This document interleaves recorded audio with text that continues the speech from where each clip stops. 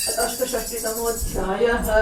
श्रीशुक उवाच दुर्योधनसुतां राजन् लक्ष्मणां समितिञ्जयः स्वयंवरस्थामहरत् साम्बो जाम्बवती सुतः कौरवाः कुपिता ऊचुर्दुर्विनीतोऽयमर्भकः कदाचिकृत्य नः कन्यामकामामहरत्पदात् दुर्विनीतं किं करिष्यन्ति वृष्णयः यस्मत्प्रसादोपचितां दत्तां नो पुञ्जते महीं निगृहीतं सुतं श्रुत्वा यद्येष्यन्ति वृष्णयः भग्नदर्पाश्रमं यान्ति प्राणानिव सुसंयताः इति कर्णश्चलो भूरिर्यज्ञकेतुः सुयोधनः साम्बमारेभिरेबद्धं कुरुवृत्तानुमोदिताः दृष्टान् तावत् साम्बो धार्तराष्ट्रान् महारथः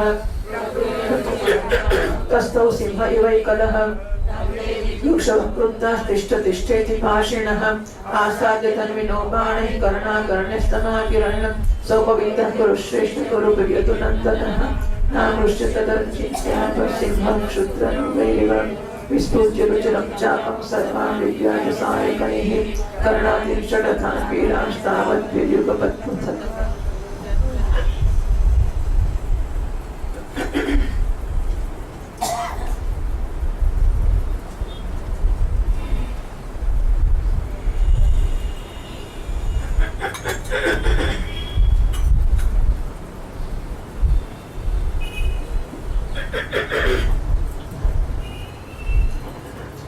अध्यायમાં કૌરવ और बलराम जी को અને સાંબનો વિવાહ।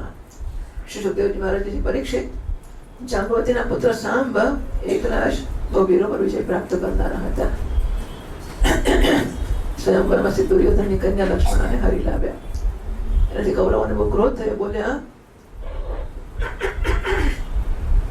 આ બાળક ઉદ્ધૃષ્ટ છે, જુઓ તો ખરા, આપણને નીચા બતાવીને બળપૂર્વક આપણી કન્યાનું અપહરણ કરી ગયો।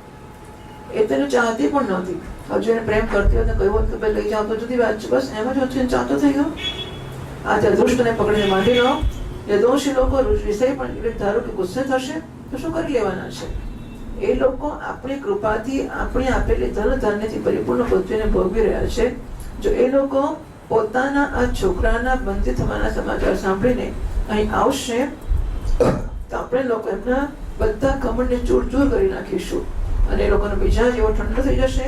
એમ સંયમી પુરુષ દ્વારા પ્રાણાયામ વગેરે ઉપાયોથી વશમાં કરેલી ઇન્દ્રિયો હોય છે, એવી રીતે આ વિચાર કરીને કર્ણ શર પુરુષરાજ યજ્ઞકેતુ અને દુર્યોધન વગેરે વીરોએ પુરુષના ઘરના મોઢાઓની અનુમતિ લીધી અને પછી સાંબને પકડી લેવાની તૈયારી કરી।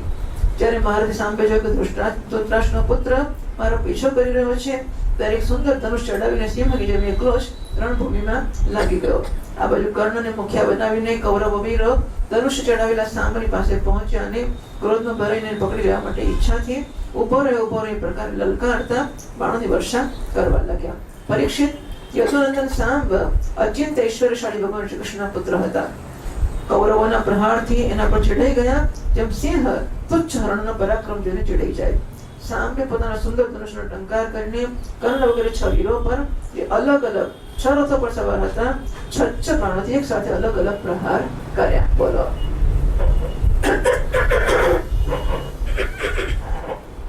10મા શ્લોકથી चतुर्भिश्चतुरो वाहानेकैकेन च सारथिं रथिनश्च महिश्वासां तस्य तत्तेभ्य पूजयन् तं कृते विरथं चक्रुश्चत्वारश्चतुरो हयान् एकस्तु सारथिं जघ्ने चिच्छेदान्यश्चरासनं तं बद्ध्वा विरथीकृत्य कृच्छ्रेण कुरुवो यदि कुमारं स्वस्य कन्यां च सपुरं जयिनो विषन्नं तच्छ्रुत्वा नारदोक्तेन राजन् सञ्जातमन्यवः कुरुन् प्रत्युद्यमं चक्रुरुग्रसेन प्रचोदिताः सान्वयित्वा तु तान् रामस्तन्वतान् वृष्णिपुङ्गवान् नैच्छत्कुरूणां वृष्णीनां कलिं कलिमलापहः जगामहास्तिनपुरं रथेनादित्यवर्चसा ब्राह्मणैः कुलवृत्तैश्च वृत्तश्चन्द्रैवैग्रहैः गत्वा गताहयं रामो बाह्योपवनमास्थितः उत्तमं प्रेषयामास धृतराष्ट्रं बुभुत्सया सोऽपि वन्द्याम्बिका पुत्रं भीष्मं द्रोणं च बालिकं दुर्योधनं च विधिवत् राममागतमब्रवीत् तेति प्रीतास्तमाकर्ण्य प्राप्तं रामं सुहृत्तमं तमर्जयित्वा विययुः सर्वे मङ्गलपाणयः तं संगम्य यथा न्यायं कामर्थ्यं न जनवेदयन् येषां एतत्प्रभावज्ञा प्रणेमुशिरसा बलं बन्धुं कुशलिनश्रुत्वा पृष्ट्वा शिवमनामयं परस्परमथो रामो बभाषे विप्लवं वचः। એમાંથી 4 બાણ એમના 4 ઘોડા પર, એક એમના સારથીઓ પર અને એક એમના મહાન ધનુષધારી રથી વીરો પર છોડવામાં આવ્યા.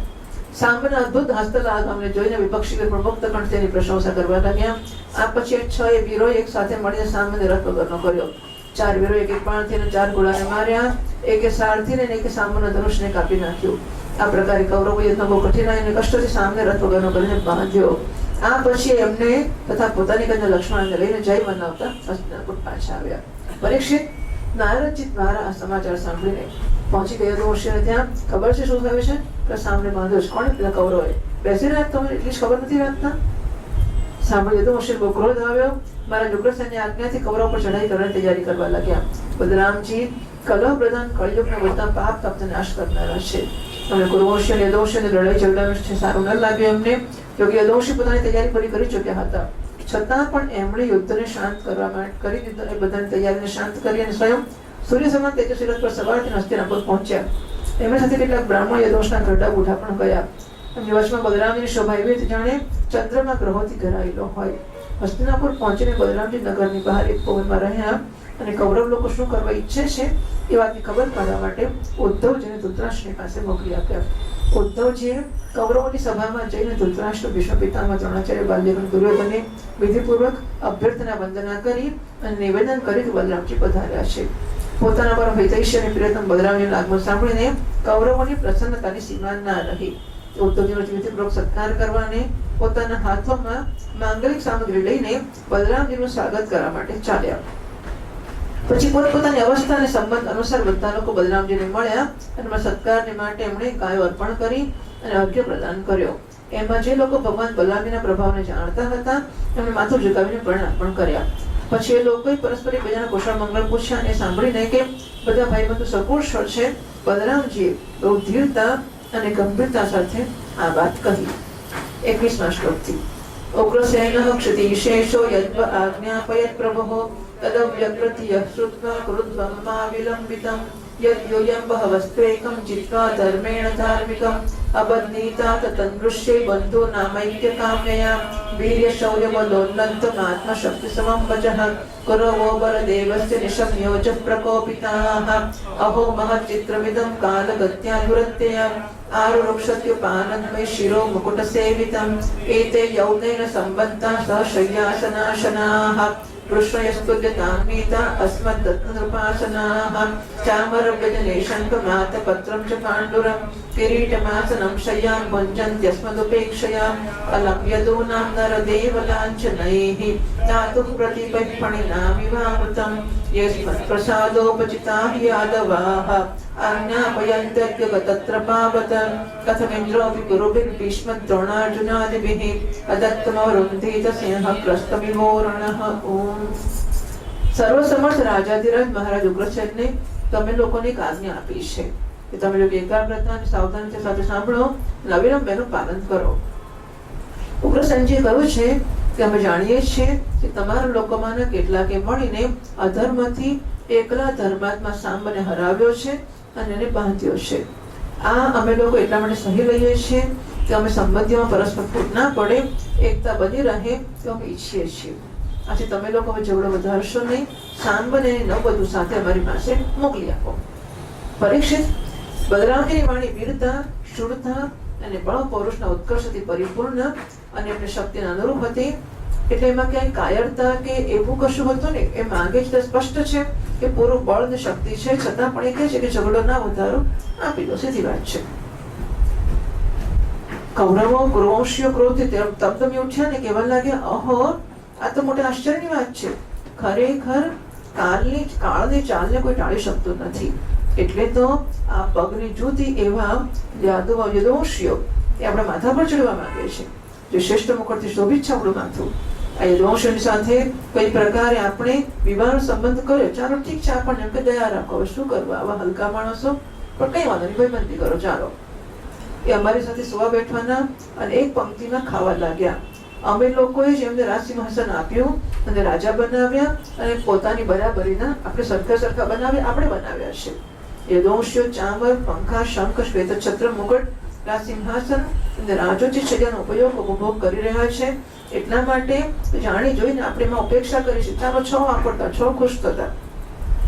બસ બહુ થયું. હવે એ દોષીઓની પાસે હવે રાજચિહ્ન રાખવાની આવશ્યકતા છે જ નહીં. આપણે છીનવી લેવા જોઈએ. જેવી રીતે સાપને દૂધ પાઈને પીવડાવનારને માટે ઘાતક જ થાય છે, એવી રીતે આપણા આપેલા રાજચિહ્નોને લઈને એ દોષ આપણાથી વિપરીત થઈ ગયા છે. જો તો ખરા આપણા કૃપા પ્રસાદ તેમની વૃદ્ધિ થઈ, બઢતી થઈ, પણ નિર્લજ થઈને આપણા પર હુકમ ચલાવે છે. અરે રે શોક છે, શું છે? ખેદ. ઓકે, ખેદ છે.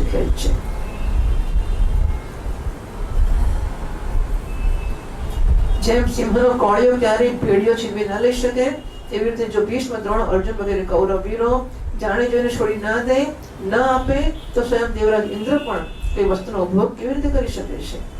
શ્રી શુક ઉવાચ જન્મ મંદુશ્રીયોન્નત મદાસ્તે ભરતર્ષભ આશ્રાવ્ય રામં દુર્વાચ્યમસભ્યઃ પુરમાવિશન્ન દૃષ્ટ્વા કરુણાં દૌશીલ્યં શ્રુત્વા વાચ્યાનિ ચાચ્યુતઃ અવોચકોપસંરબ્ધો દુષ્પ્રેક્ષ્ય પ્રહસન મોહો નૂનં નાનામદોન્નતઃ શાંતિં નેચ્છન્ત્ય સાધવઃ તેષાં વિપ્રશમો દંડઃ પશૂનાં લગુડો યથા અહો યદુંસો સંરબ્ધં કૃષ્ણં ચ કુપિतं શનૈઃ સાન્વયિત્વાહમેતેષાં સમવિચ્છન્નિહાગતઃ તયે મે મંદમતયઃ કલહાભિરતાઃ કલાઃ તમ્મામવજ્ઞાય મુહુર્દુર્ભાષાन् માનિનો બ્રુવन् નોગ્રસેન કિલ વિપુર્ભોજ વૃષ્ણ્યંતકેશ્વરઃ શક્રાદયો લોકપાલા યસ્ય દેશાનુવર્તિનઃ સુધર્માક્રમ્યતે યેન પારિજાતો મમાન્દ્રિપઃ અનિય ભુંજતે સોऽસૌ યનકિલાધ્યાસનાર્હણઃ યસ્ય પાદયુગં સાક્ષાत् શ્રીરૂપાસ્તે કિલેશ્વરી સનારમે કિલ શ્રીશો નરદેવ પરિચ્છન્નાન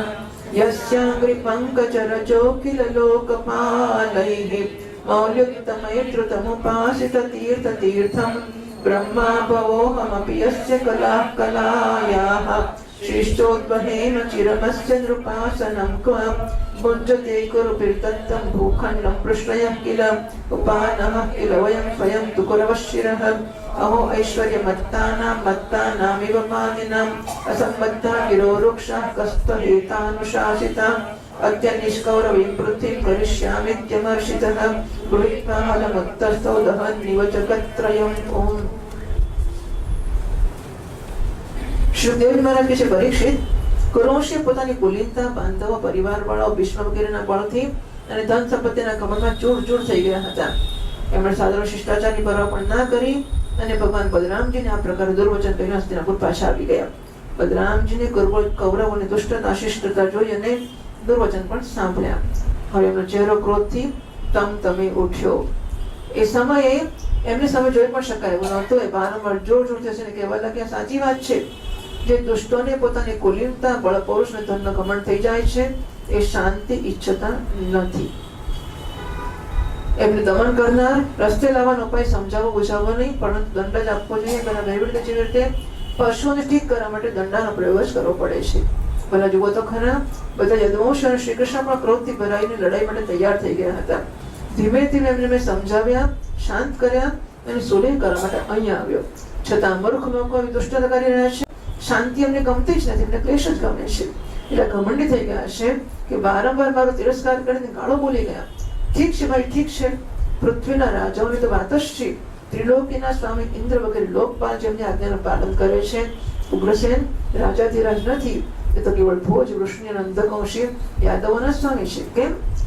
એ સુધર્મા સભાના અધિકારમાં કરીને એમાં વિરાજે છે અને જે દેવતાઓના વૃક્ષ પારિજાતને ઉખાડીને લઈ આવ્યા છે, એનો ઉપભોગ કરે છે. ભગવાન શ્રી કૃષ્ણ પણ રાજસિંહાસનના અધિકારી નથી. ઠીક છે.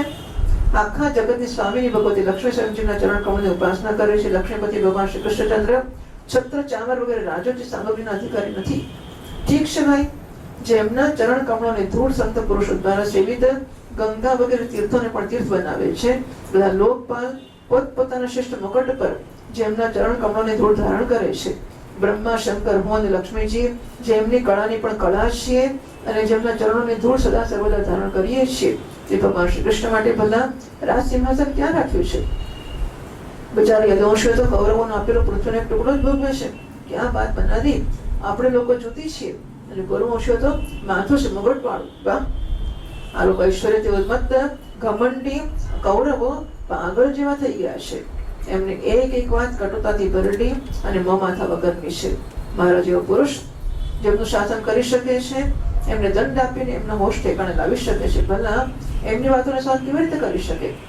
આજે હું આખી પૃથ્વીને કૌરવહીન કરી નાખીશ. આ પ્રકારે કહેતા બલરામજી ક્રોધથી ભરાઈ ગયા, જાણે ત્રિલોકીને ભસ્મ કરી નાખશે. પોતાનું હળ લઈને ઉભા થઈ ગયા.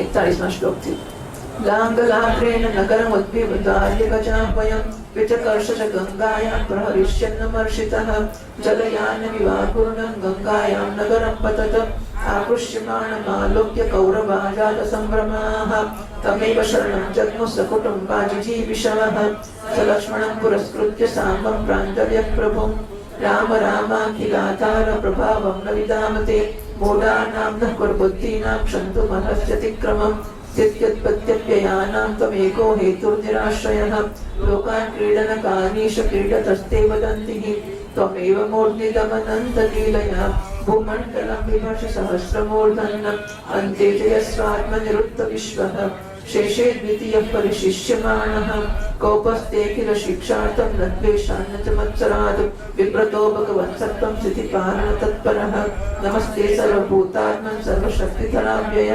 कृष्णकर्मन् नमस्ते तु त्वां वयं शरणं गताः. એમણે એમની પેલા હળની ધારથી વારંવાર આઘાત કરીને આગળથી છે, બરાબર છે. હળની ધારથી વારંવાર આઘાત કરીને હસ્તિનાપુરને ઉખાડી કાઢ્યો અને ડુબાવવાને માટે બહુ ક્રોધથી ગંગાજીની તરફ એને ખેંચવા લાગ્યા. આખું આખું નગર એને આમ હળથી ભરાવ્યું. એટલે આ ચોપડીને ખેંચવે આપણે તો અહીં આમ ભરાઈને ખેંચે. આવું પેલું લાકડામાં હતું નહીં, આવું એ વસ્તુ લે અને પછી આમાં ખેંચ, આમ ભરાય પછી ખેંચે. આખું હસ્તિનાપુર છે રીતે આમ હળમાં ભરાવ્યું અને પછી ખેંચીને ગંગામાં ડુબાડવા માટે ચાલ્યા. હળથી ખેંચાવાથી હસ્તિનાપુર એ પ્રકારે કાંપવા લાગ્યું, જાણે જળમાં કોઈ નાવ ડગમગતી હોય. ધરતીકંપ થયો અને કેવું બધું આખું હસ્તિનાપુર ડૂબવા માંડ્યું. ત્યારે કૌરવોએ જોયું કે આપણું નગર ગંગાજીમાં પડવાની તૈયાર પડ્યું. ત્યારે ગભરાઈ ઉઠ્યા. પછી એ લોકોએ લક્ષ્મણ સાથે સાંભને આગળ કર્યો અને પોતાના પ્રાણની રક્ષા માટે કુટુંબની સાથે હાથ જોડીને સર્વશક્તિમાન એ ભગવાન બલરામજીના શરણમાં ગઈને કહેવા લાગ્યા, હે ભગવાન માફ કરી દો.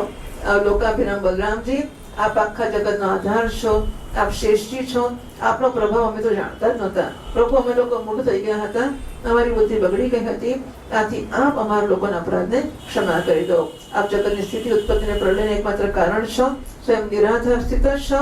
કે સર્વશક્તિમાન પ્રભુ, મોટા મોટા ઋષિ મુનિઓ કહે છે કે આપ તો ખેલાડી છો. એવું છે ગુજરાતીમાં? અચ્છા. અને બધા લોક આપના રમકડા છે. એટલે ખેલાડીનો અર્થ એવું નથી, પણ સૂત્રધાર પ્રકારનો છે. આપ સૂત્રધાર છો, બધા રમકડાને આપ ખેંચો છો, રમાડો છો. અનંત આપના હજાર હજાર માથા છે અને આપ રમત રમતમાં જ આ ભૂમંડળને પોતાના મસ્તક પર નાખ્યા છો. જયારે પ્રલય સમય આવે છે ત્યારે આપ બધા જગતને પોતાની અંદર લીન કરી દો છો અને કેવળ આપ જ બચીને રહીને અદ્વિતીય રૂપથી શયન કરો છો. કે ભગવાન, આપ જગતની સ્થિતિને પાલન માટે વિશુદ્ધ સત્વમય શરીર ગ્રહણ કરેલા છો. આપના ક્રોધ, દ્વેષ અથવા મત્સરને કારણે નથી, સમસ્ત પ્રાણીઓને શિક્ષણ આપવા માટે છે. સમસ્ત શક્તિઓને ધારણ કરનારા સર્વ પ્રાણી સ્વરૂપ અવિનાશી ભગવાન, આપને અમે નમસ્કાર કરીએ છીએ. સમસ્ત વિશ્વના રચયિતા દેવ, અમે આપને વારંવાર નમસ્કાર કરીએ છીએ. અમે આપના શરણમાં છીએ. આપ કૃપા કરીને અમારી રક્ષા કરો. પેલું આપ પકડી છોડો. પ્રાર્થના કરી ત્યારે તો પકડી ચાલુ જ હશે ને, એમાં ઉભા ડોલતા હશે. અને હવે છોડો છોડો, જલ્દી છોડો, બધા ડૂબી જઈશું. शिशुकौवाच एवं प्रपन्ने संविघ्नैर्वेपमानायनैर्बलः प्रसादितः सुप्रसन्नो मा वैश्चेत्यभयं ददौ दुर्योधनः पारिबर्हं कुञ्जरान् हृष्टिहायनान् ददौ चत्वादशशतान् युतानि तुरङ्गमान् रथानां षट्सहस्राणि लोकमाणां सूर्यवर्चसां दासीनां निष्ककण्ठीनां सहस्रं दुर्वत्सलः प्रतिगृह्यतु तत्सर्वं भगवान् सात्वदर्शवः सदुतस्य स्नुषः प्राकाशुरुद्भिरभिनन्दितः ततः प्रविष्टस्य पुरं फलायुधः समेत्य बन्धुननुरक्तचेतसः शशंस सर्वं यदुपुङ्गवानां मध्ये सभायां कुरुषस्व चेष्टितम् अद्यापि च पुरं ह्येतत् सूचयद् रामविक्रमं समुन्नतं दक्षिणतो गङ्गायामनुदृश्यते। ओम्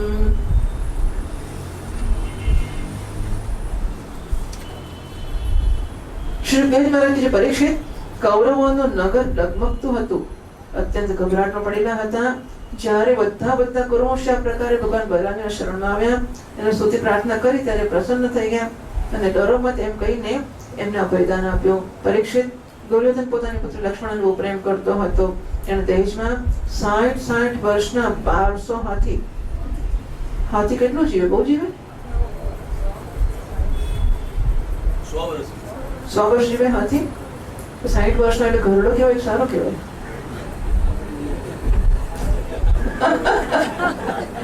ના એટલે એ સ્તુત્ય હોય તો જ લખ્યું હોય ને. 60 વર્ષની ઉંમરના આપ્યા છે એ આપવાનો બહુ શ્રેષ્ઠ હોય તો જ લખે. તો 100 વર્ષ જીવતો 60 વર્ષનો તો ઘરડો જ થઈ ગયો કહેવાય. પછી એટલે 200 વર્ષ 600 વર્ષ જીવે.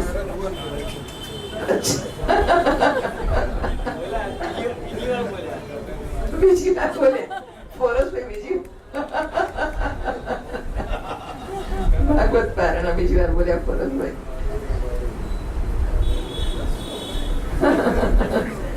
60 વર્ષના 1200 હાથી, 10,000 ઘોડા, સૂર્ય જેવા ચમકતા સોનાના 6,000 રથ અને સોનાના હાર પહેરેલી 1,000 દાસીઓ આપી. રહેવા માટેના મકાનો ત્યાં ખાલી કેટલા ખાલી રાખતા ને ઓહો, આટલા બધા છોકરાઓ ને એટલા બધા ને વહુઓ ને એટલા છોકરાઓ, કેટલા મહેલો અને સતત કેટલા મહેલ ખાલી પડી રહેતા હશે. કારણ કે આવે કે પડદે આટલા નિવાસ ક્યાંથી આપે? આટલા દાસી સાહેબ કેટલા તબેલાઓ અને કેટલી અતિશાળાઓ બધું ખાલી કેટલું બાંધી રાખતા હશે. વાહ ભાઈ વાહ. જમીન ની છૂટ જ છૂટ હશે બધા પાસે, ઢગલા.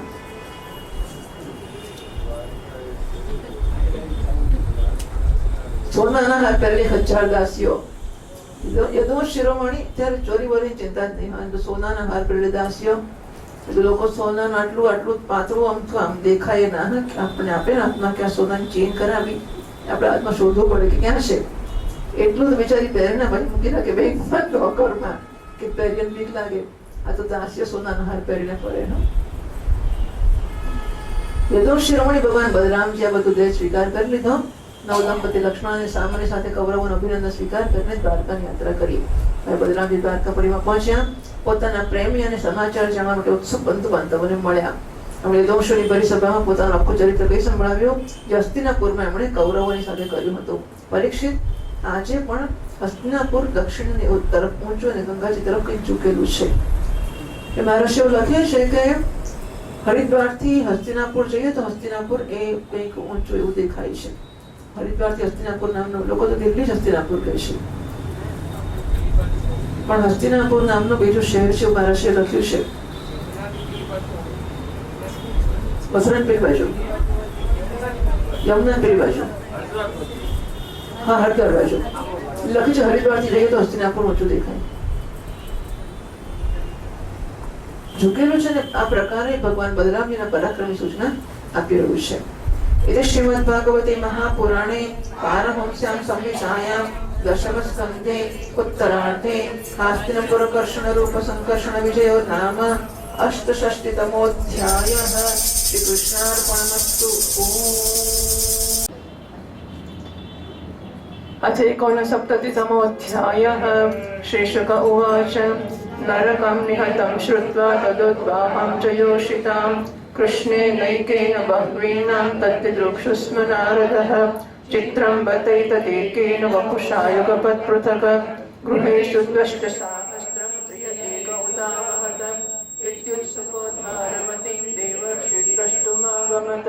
पुष्पितोपवनारामद्विजादिकुलनादिताम् उत्पुल्लेन्दीभराम्भोजकल्लारकुमुदोत्पलैः छुरितेषु सरस्सोचैः कुजितां हंससारसैः प्रासादलक्षैर्नवभिर्जुष्टां स्फाटिकराजतैः महामरकतप्रख्यैः स्वर्णरत्नपरिच्छदैः विभक्तरथ्यापथचत्वरापणैः शालासभाभिरुचिरां सुरालयैः संसिक्तमार्गाङ्गणवीथितेरलीं पतत्पताकाध्वजवारितातपां तस्यामन्तःपुरं श्रीमदर्चितं सर्वतिष्णपैः हरेस्वकौशलं यत्र त्वष्ट्राकार्येण दर्शितं तत्र षोडशभिः सद्मसहस्रैः समलङ्कृतं विवेशैकतमं शौरैः पत्नीनां भवनं महतम् विष्टप्तं विद्रुमस्तम्भैर्वैदूर्यफलकोत्तमैः इन्द्रनीलमयैः कुण्डे जगत्या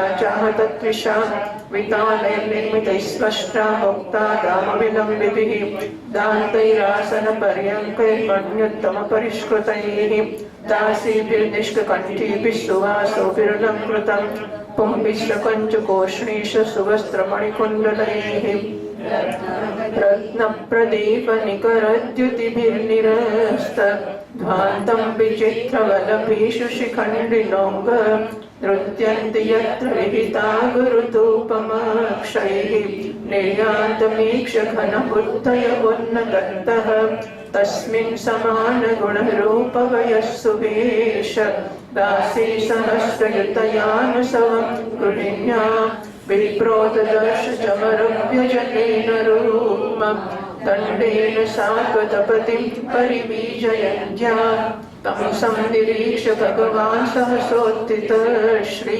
पर्यङ्कतः सफलधर्मभृता वरिष्ठः आनम्य पादयुगलं शिरसा किरीटं जुष्टेन साञ्जलिरवीविशशासने स्वे तस्यावनिज्यचरणौ तदपस्वमूर्ध्ना बिभ्रच्च गद्गुरुतरोऽपि सतां पतिर्हि ब्रह्मण्यदेव इति यद्गुणनामयोक्तं तस्यैव यच्चरणशौचमशेषतीर्थं सम्पूज्य देव ऋषिवर्य ऋषिपुराणः नारायणो नरसखो विधिनोदितेन वाण्या विपाश्यमितयामृतमिष्टयातं प्राह प्रभो भगवते करवामहे किम्।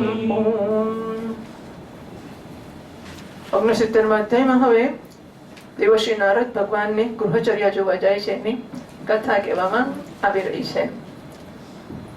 શ્રી સુખદેવજી મહારાજ કહે છે, પરીક્ષિત, દેવશ્રી નારદે જ્યારે સાંભળ્યું કે ભગવાને શ્રી કૃષ્ણએ નરકાસુર એટલે કે ભૌમાસુરને મારીને એકલા જ હજારો રાજકુમારીઓ સાથે વિવાહ કરી લીધા છે, ત્યારે એમના મનમાં ભગવાનનો ગૃહસ્થાશ્રમ જોવાની બહુ અભિલાષા થઈ ગઈ. શું કરતા હશે? How does he manage? કોઈને પણ કુતૂહલ થાય. એમને પણ થયું કે 16,108 રાણીઓને કેવી રીતે મેનેજ કરતા હશે, કારણ કે દેવર્ષિ નારદ તો બ્રહ્મચારી છે ને, એટલે એમને તો એકની મુશ્કેલી લાગતી હશે, તો પછી એમને આટલા બધા શું કરે. એટલે એને માટે એ વિચારવા લાગ્યા, ઓહો, આ કેટલા આશ્ચર્યની વાત છે. ભગવાન શ્રી કૃષ્ણે એક જ શરીરથી એક જ સમયે 16,000 મહેલોમાં અલગ અલગ 16,000 રાજકુમારીઓનું પાણી ગ્રહણ કર્યું. દેવશ્રી નારદ આ ઉત્સુકતાથી પ્રેરિત થઈને ભગવાનની લીલા જોવાને માટે દ્વારકા આવી પહોંચ્યા. ત્યાંના ઉપવન ઉદ્યાન ખીલેલા રંગબેરંગી પુષ્પથી લદાયેલા વૃક્ષોથી પરિપૂર્ણ હતા. એમના પર જાત જાતના પક્ષીઓ કલરો કરતા હતા અને ભમરાઓ ગુંજારો કરતા હતા. નિર્મળ જળથી ભરેલા સરોવરોમાં નીલા, લાલ અને સફેદ રંગના જાત જાતના કમળો ખીલેલા હતા. કુમુદ એટલે કોઈ અને નવજાત કમળો જાણે ભીડ જ લાગી ગઈ હતી. એમાં હંસ અને સારસ કલરો કરતા હતા. દ્વારકાપુરીમાં સ્ફટિક મણીના ચાંદીના 9 લાખ મહેલ હતા. લો, કારણ કે 16,108 રાણીઓના જ. પછી બાકીના લોકોને જોઈએ કે મહેલ તો ના જોઈએ. એમાં ફર્શ વગેરેમાં જડેલા મહામરકતમણી પન્નાના પ્રકાશથી ઝગમગતા રહેતા અને એમાં સોના હીરાના તે બહુ બધી સામગ્રી શોભતી હતી. એના રાજપથ મોટી મોટી સડકો, ગલીઓ, ચોરાહા, ચાર રસ્તાને બજાર બહુ જ સુંદર સુંદર હતા. તબેલો આદિ પશુઓને રહેવાના સ્થાન, સભા ભવન અને દેવ મંદિરોને કારણે એનું સૌંદર્ય વધારે ચમકી ઉઠતું હતું. અત્યારે જો કે આ દ્વારકા તો પેલું જુદું છે ને, પેલું તો દરિયા નીચેનું છે. આ દ્વારકા તો જોઈએ તો કશું એનો પ્રશ્ન જ નથી આવતો. સોનું શું કે આપણી જેવી ભીંતોય એટલું બધું દેશી ને એટલે સડકો, ચોક અને ગલીઓ અને દરવાજા પર છંટકાવ કરવામાં આવ્યો હતો. નાની નાની ઝંડીઓ અને મોટા મોટા ઝંડા ઠેક ઠેકાણે ફરકતા હતા, જેમને કારણે રસ્તા ઉપર પ્રકાશ આવી શકતો નહોતો. એ જ દ્વારકા નગરીમાં ભગવાન શ્રી કૃષ્ણનું બહુ સુંદર અંતઃપુર હતું. મોટા મોટા લોકપાલની પૂજા પ્રશંસા કર્યા કરતા હતા. એનું નિર્માણ કરવામાં વિશ્વકર્માએ પોતાની બધું કલા કૌશલ, બધી કારીગરી લગાવી હતી. એ અંતઃપુર રાણીવાસમાં ભગવાનની રાણીઓના 16,000થી વધારે મહેલ શોભતા હતા. એમાંથી એક મોટા ભવનમાં દેવર્ષિ નારદજીએ પ્રવેશ કર્યો. ફોર એક્ઝામ્પલ, ચાલો એકમાં આપણે ઘૂસી જઈએ. એકમાં ઘૂસી ગયા. એ મહેલમાં મૂંગાના થાંભલા, વૈદુર્યના ઉત્તમ ઉત્તમ છજ્જા અને ઇન્દ્રનીલમણીના દિવાલો ઝગમગતી હતી. અને ત્યાંની તળિયાની લાદી પણ એવી ઇન્દ્રનીલમણીઓથી બનેલી હતી, જેની ચમક કોઈ પ્રકારે ઓછી નહોતી. એટલે લોકોના મકાનોમાં રાત્રે લાઇટની જરૂરત નહીં પડતી હોય. લાઇટ તો નહીં હોય, પણ દીવાની જરૂર નહીં પડતી હોય એમને. એટલે મણીઓ બધે ચમાચમ ચમકતા હશે. વિશ્વકર્માએ બહુ બધા એવા ચંદરવા બનાવી રાખ્યા હતા, જ્યાં મોતીની શહેરોની ઝાલરો લટકતી રહેતી હતી. હચિદાનતા બનેલા આસન અને પલંગ હતા, જેમાં શ્રેષ્ઠ શ્રેષ્ઠ મણી જડેલા હતા. દીવો જોતો રહ્યો. શું થયું? મુગટ પડ્યો.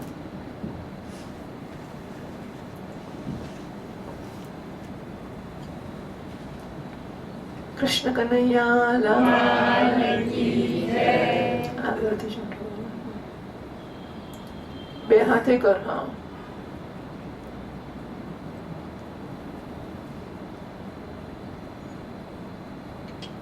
it takes me. થયો?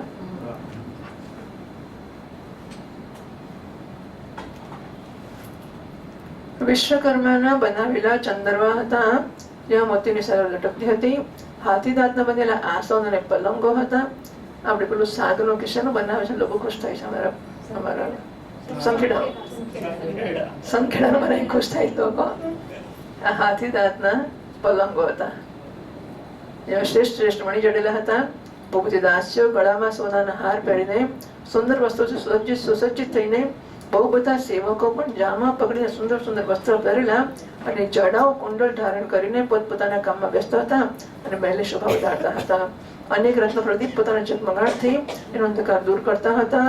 અગરની ધૂપ આપવાને કારણે ઝરોખાઓમાંથી ધુમાડા નીકળતા રહેતા હતા. જોઈને રંગબેરંગી માણીમય છજ્જા પર બેઠેલા મોર વાદળોના ભ્રમથી ધુમાડા એટલા નીકળતા ધૂપના કે મોરને લાગતા કે વાદળ આવ્યા. એટલા માટે એ કદરો કરતા ને નાચવા લાગતા. હા, ભ્રમથી કોક કોક કરીને નાચવા લાગતા.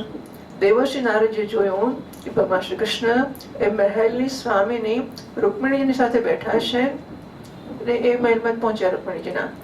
અને રૂકમિણીજી પોતાના હાથે ભગવાનને સોનાની દાંડીવાળા ચમરથી હવા નાખી રહ્યા છે. જો કે મહેલમાં રૂકમિણીજીની સમાન જ ગુણરૂપ અવસ્થા અને વેશભૂષાવાળી હજારો દાસીઓ પણ પ્રત્યેક સમય વિદ્યમાન રહેતી હતી. નારદજીને જોતા જ સમસ્ત ધાર્મિકોના મુકુટ મળી ભગવાન શ્રી કૃષ્ણ રૂકમિણીજીના પલંગ પરથી એકાએક ઉભા થઈ ગયા. તેમણે દેવર્ષિ નારદના યુગલ ચરણોમાં મુકટ યોગતા શિરથી મસ્તકથી પ્રણામ કર્યા અને હાથ જોડીને એમના આસન પર બેસાડ્યા. બરાબર, આ બધું જાણવું જોઈએ, જોવું જોઈએ ભાઈ કે ગૃહસ્થોએ કેવી રીતે વ્યવહાર કરવો જોઈએ, કેવી રીતે સન્માન કરવું જોઈએ. આ તો આપણે જઈએ એટલે સુતેલા લાંબા લાંબા આમ આવો કઈથી આવે મળते ઉભો તો થા ભાઈ. એટલે આ બધી વસ્તુઓનો મર્યાદાઓને એટલે એમાં કોઈનો કોઈ એવી કલ્પના નથી હોતી એવી કે ઉભા થવું પડે કે ફાવે એમ ના પડી રહેવાય. પછી એટલે બે માણસ બેસી જ ના શકે અંદર, પણ એવું બધું કરવું પડે જરા. ભગવાન ગૃહસ્થ તરીકે કરે છે, ભગવાન તરીકે નહીં, ગૃહસ્થ તરીકે સત્કાર કરે છે મનીનો. હાથ જોડીને આસન પર બેસાડ્યા. પરીક્ષિત, એમાં સંદેહ નથી કે ભગવાન શ્રી કૃષ્ણ ચરાચર જગતના પરમ ગુરુ છે અને એમના ચરણોનો ધોગ અને ગંગાજળ આખા જગતને પવિત્ર કરનારું છે. છતાં પણ એ પરમ ભક્તવત્સલ અને સંતોના પરમ આદર્શ એમના સ્વામી છે. એમનું એક અસાધારણ નામ બ્રહ્મણ્ય દેવ પણ છે. બ્રાહ્મણોને જ પોતાના આરાધ્ય દેવ માને છે. એમનું આ નામ એમના ગુણને અનુરૂપ અને ઉચિત જ છે. આના ગેઇનને સહેજ ઓછું કરી શકાય. હા, સહેજ.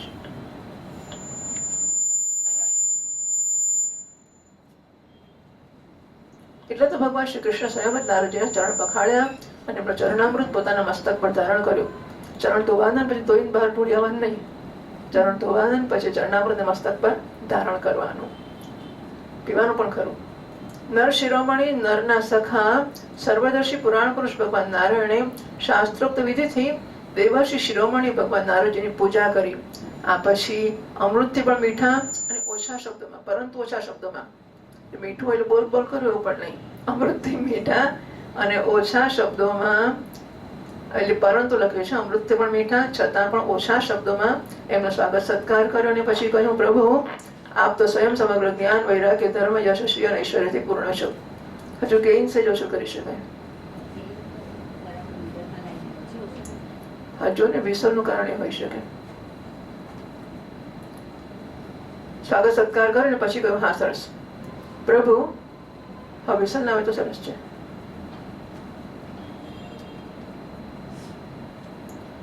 સ્વાગત સત્કાર કરીને પછી કહ્યું, પ્રભુ આપ તો સ્વયં સમગ્ર જ્ઞાન વૈરાગ્ય ધર્મ યશસ્વી અને ઈશ્વરથી પૂર્ણ છો. આપની મશી સેવા કરીએ. 17મા શ્લોકથી નારદજી કહે છે, નારદ ઉવાચ નૈવાદ્ભુતમ ત્વયિ વિભોખિલ લોકનાથે મૈત્રી જનેષુ સકલેષુ તમઃ ખલાનાં નિશ્રેયસાય નિજગસ્થિતિ રક્ષણાભ્યામ સ્વૈરાવતાર ઉરુકાય વિદામ સુષ્ઠો દૃષ્ટમ તવાંગ્રયુગલમ જનતાપવર્ગમ બ્રહ્માદિવિહૃદિ વિચિન્ત્યમગાધબોધૈઃ સંસારકૂપપતિતોત્તરણાવલંબમ ध्यायश्चराम्यनुगृहाण यथा स्मृति स्यात् ततोऽन्यदा विशद्गेहं कृष्णपत्न्याश्च नारदः योगेश्वरेश्वरस्याङ्गयोगमाया विवित्सया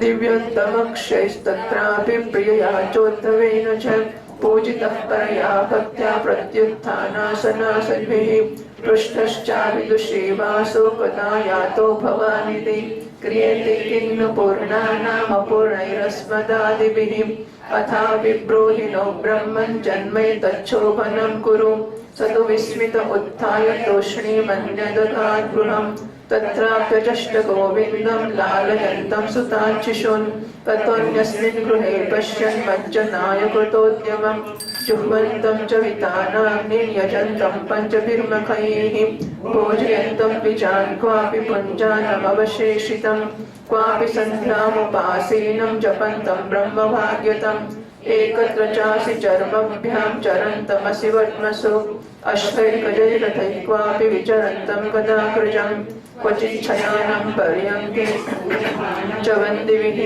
मन्त्रयन्तं च कस्मिंश्चित् मन्त्रिभिश्चोत्सवादिभिः जलक्रीडारतं क्वापि वारमुख्याबलावृतं द्विजमुखेभ्यो ददतं कास्वलङ्कृताः इतिहासपुराणानि शृण्वन्तं मङ्गलानि च असन्तं हास्यकथया कदाचित् प्रियया गृहे क्वापि धर्मं सेवमानमर्थकामो च कुत्रचित् ध्यायन्तमेकमासीनं पुरुषं प्रकृतेः परं शुश्रूषन्तं कुरुन् क्वापि कामैः भोगैः सपर्यया कुर्वन्तं विग्रहं कैश्चित् सन्तिं चान्यत्र केशवं कुत्रापि सह रामेण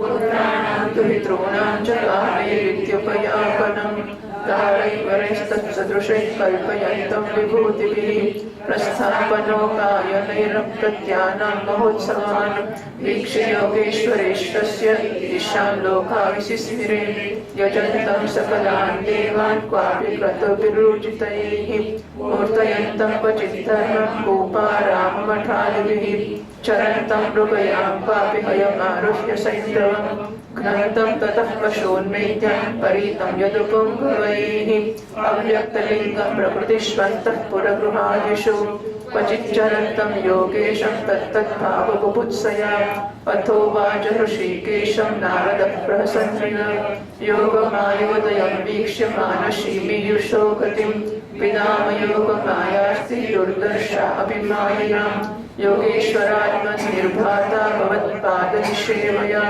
अनुजानीहि मां देव लोकांस्ते यशसा कृतान् पर्यटामि तवोद्गारं लीलां भुवनपावनीं श्रीभगवानुवाच ब्रह्मन् धर्मस्य वक्तामं कर्ता तदनुमोदिता तच्छिक्षयन् लोकमिमम् आस्थितः पुत्रमाखितः। श्रीशुक उवाच इत्याचरन्तं सद्धर्मान् पावनान् गृहमेधिनां तमेव सर्वज्ञेषु सन्तमेकं ददर्शः। कृष्णस्यानन्दवीर्यस्य योगमाया महोदयं मुहुर्दृष्ट्वा ऋषिरभूत् विस्मितो जातकौतुकः। इत्यर्थकामधर्मेषु कृष्णेन श्रद्धितात्मना सम्यक् सभाजितः प्रीतस्त्वमेवानुस्मरण्यो। एवं मनुष्यपदवीमनुवर्तमानः नारायणोऽखिल भवाय गृहीतशक्तिः। प्रेमेकषोडशसहस्रवराङ्गनानां सप्रीडसौहृदनिरीक्षणहासजुष्टः। यानीह विश्वविलयोद्भववृत्तिहेतुः कर्माण्यनन्यविषयाणि हरिश्चकार। यस्त्वङ्गकायति शृणोत्यनुमोदते वा भक्तिर्भवेत् भगवति ह्यपवर्गमार्गे।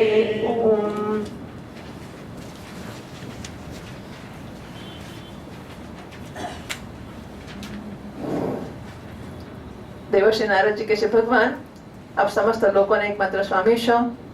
આપને માટે કોઈ નવી વાત નથી કે આપ પોતાના ભક્તજનોને પ્રેમ કરો છો અને દુષ્ટોને દંડ આપો છો. એ પરમ યશસ્વી પ્રભુ, આપે જગતની સ્થિતિ અને રક્ષાના દ્વારા સમસ્ત જીવોનું કલ્યાણ કરવાને માટે સ્વેચ્છાથી અવતાર ગ્રહણ કર્યો છે. હે ભગવાન, આ વાત અમે સારી રીતે જાણીએ છીએ. આ મોટા સૌભાગ્યની વાત છે કે આજે મને આપના ચરણ કમળોના દર્શન થયા છે. પગ ધોડાઈ લીધા ખરા? ભગવાને પગ ધોયા અને માથે ચડાવ્યું, બધું થઈ ગયું.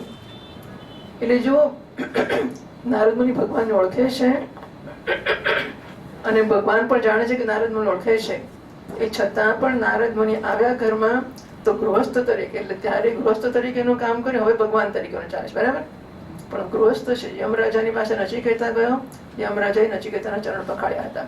નચિકેતા બાળક હતો, નાનો હતો અને મહેમાન હતો અને સ્ટેટસ એટલે એમના સ્થાનના ધ્યાનમાં લેતા પણ યમરાજા બહુ મોટા સ્થાન પર હતા. નચિકેતા કશું નહોતો, છતાંય નચિકેતા ઘેર આવી યમરાજાને ચરણ પકડાય, બરાબર?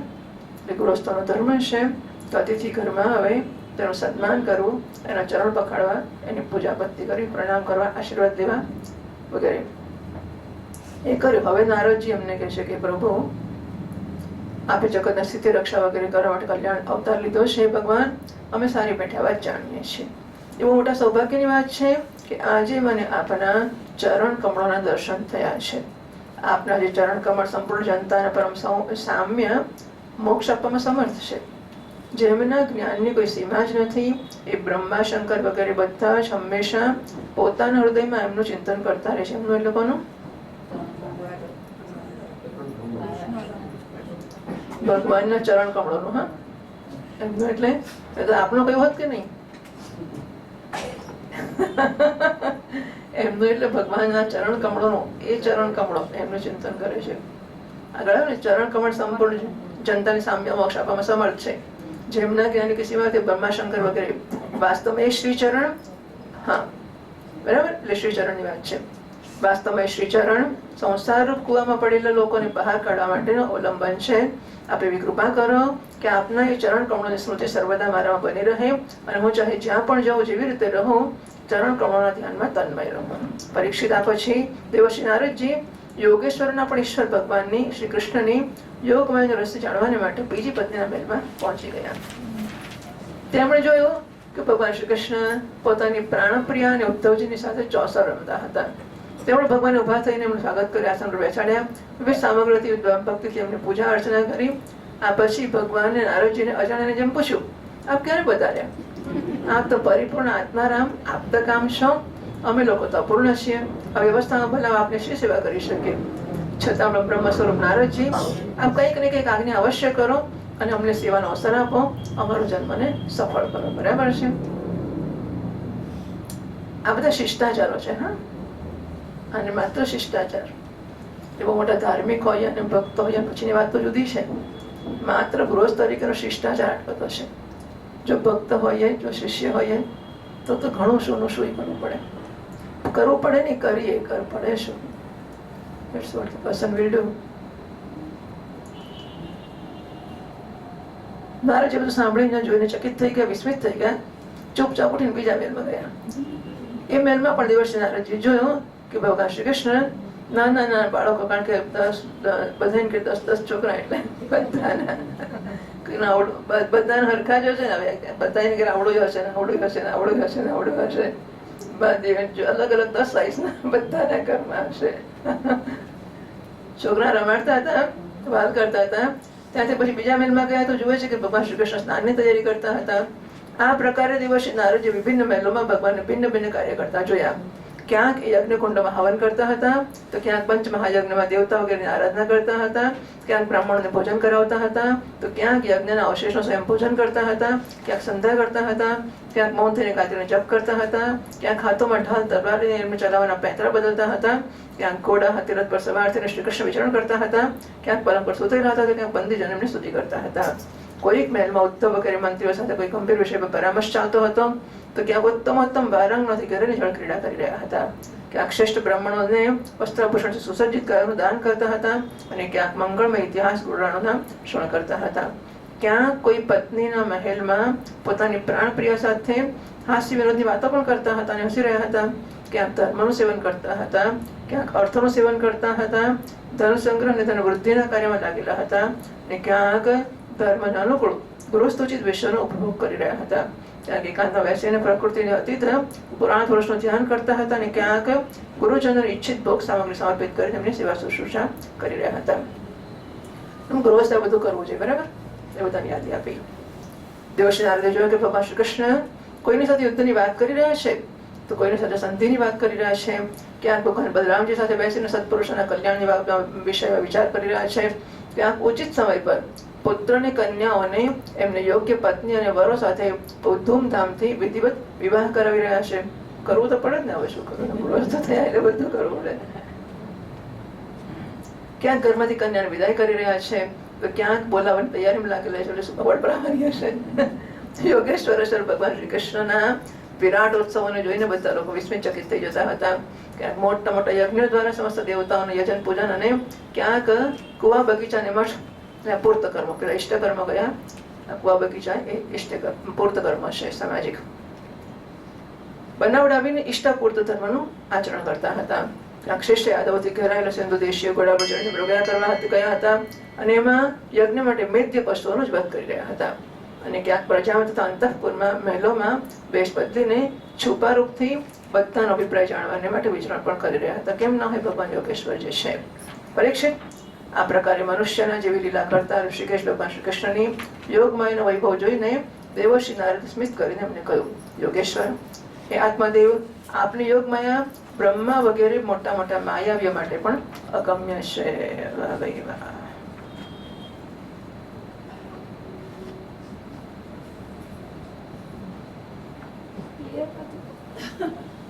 ઉપર એકમાં નારદજી દેખાય છે, નીચેમાં પણ દેખાય છે. જો નારદજી અહીં છે, બીજામાં અહીં છે. એ નારદજી આવે છે ને, ભગવાન અલગ અલગ મહેલોમાં અલગ અલગ પ્રકારની પ્રવૃત્તિ કરી રહ્યા છે, એવું આમાં બતાવ્યું છે, બરાબર? શ્રી કૃષ્ણ કનૈયા લાલ. એક જ જણ અત્યારે ભગવાનના પક્ષમાં છે, હા, એક જ જણ. બીજા કોના પક્ષમાં એ નક્કી કરી દેવાનું. ચલો બધા 100% ભગવાનના પક્ષમાં થઈ જઈએ આપણે. હા, શ્રી કૃષ્ણ કનૈયા. બે હાથ છે ને મોટેથી બોલીએ તો જ ભગવાનના પક્ષમાં થવાય. થવું છે ને તો ફરીથી એક વાર શ્રી બાલકૃષ્ણ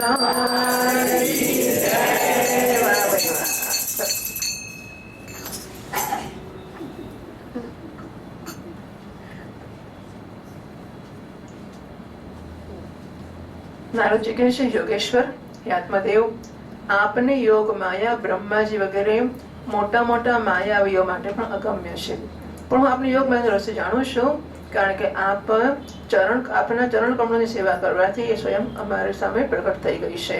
દેવતાઓના ભારત દેવ હે ભગવાન, 14 ભુવન આપના સુયશથી પરિપૂર્ણ થઈ રહ્યા છે, હવે આપ મને આજ્ઞા આપો કે હું આપની ત્રિભુવન પાવનની લીલાનું ગાન કરતો કરતો એ લોકોમાં વિચરણ કરવા જાઉં. ભગવાન શ્રી કૃષ્ણ કહે છે, દેવર્ષિ નારદજી, હું જ ધર્મનો ઉપદેશક, પાલન કરનારો અને અનુષ્ઠાન કરનારાઓનું અનુમોદન કરનારો પણ હું જ છું. અને સંસારને ધર્મનું શિક્ષણ આપવાના ઉદ્દેશ્યથી જ હું આ પ્રકારે ધર્મનું આચરણ કરું છું. એ મારા પ્યારા પુત્ર, તમે મારી યોગ માયાને જોઈને મોહિત ના થશો. શ્રી સુખદેવજી મહારાજ કહે છે, આ પ્રકારે ભગવાન શ્રી કૃષ્ણ ગૃહસ્થોને પવિત્ર કરનારા શ્રેષ્ઠ ધર્મોનું આચરણ કરી રહ્યા હતા. જો કે એક જ છે, છતાં પણ દેવર્ષિ નારદજી અમને પ્રત્યેક પત્નીના મહેલમાં અલગ અલગ જોયા. ભગવાન શ્રી કૃષ્ણની શક્તિ અનંત છે. એમની યોગ માયાનું પરમ ઐશ્વર્ય વારંવાર જોઈને દેવર્ષિ નારદના ભગવાન શ્રી કૃષ્ણ ગૃહસ્થની જેમ દેવર્ષિ નારદના વિષ્ણુ અને કૌતૂહલની સીમા ન રહી. દ્વારકામાં ભગવાન શ્રી કૃષ્ણ ગૃહસ્થની જેમ આચરણ કરતા હતા, જાણે ધર્મ અર્થ કામરૂપ પુરુષાર્થોમાં એમને મોટી શ્રદ્ધા હોય. એમણે દેવર્ષિ નારદનું સન્માન કર્યો. અત્યંત પ્રસન્ન થઈને ભગવાનનું સ્મરણ કરતા દેવર્ષિ નારદ ત્યાંથી ચાલ્યા ગયા. હે રાજન, ભગવાન નારાયણ સારા જગતના કલ્યાણને માટે પોતાની અચિંત્ય મહાશક્તિ યોગ માયાનો સ્વીકાર કરે છે અને આ પ્રકારે મનુષ્યના જેવી લીલા કરતા રહે છે. દ્વારકાપુરીમાં 16,000 કરતા પણ વધારે પત્નીઓ પોતાની સલજ્જ અને પ્રેમભરી ચિતવન તથા મંદ મંદ મુસ્કાન તેમની સેવા કરતી રહે છે અને એમની સાથે વિહાર કરે છે. ભગવાન શ્રી કૃષ્ણ જે લીલાઓ કરી છે એમને બીજા કોઈ નથી કરી શકતા. પરીક્ષિત, કૃષ્ણ ઉત્પત્તિ સ્થિતિ અને પ્રલયના પરમ કારણ છે, જેમની લીલાઓનું ગાન શ્રવણ ગાન શ્રવણ કરનારાઓનું અનુમોદન કરે છે.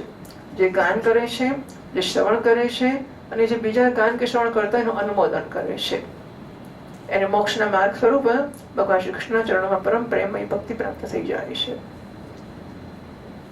અહીં લખ્યું છે, ભગવાનના ચરિત્રના વર્ણનનું તાત્પર્ય એ જ છે કે આપણા હૃદયમાં ભગવાન પ્રત્યે ભક્તિ જન્મે.